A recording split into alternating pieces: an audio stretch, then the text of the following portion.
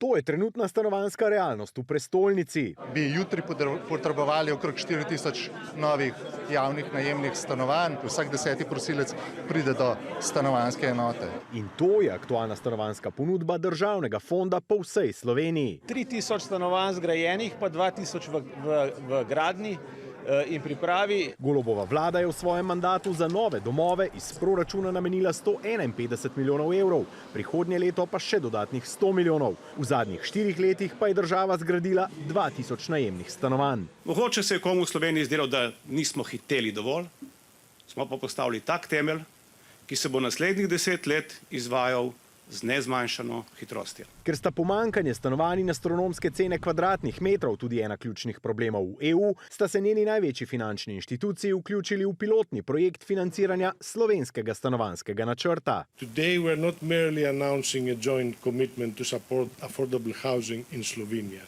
We are launching a new era for Slovenia's housing policy. I invite all of Europe to look to Slovenia.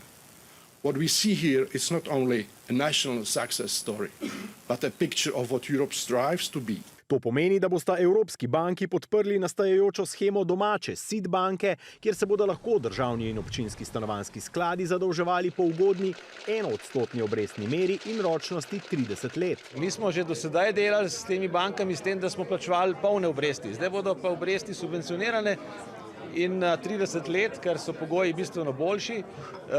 To pomeni, da praktično niti ne vrneš glavnice v celoti.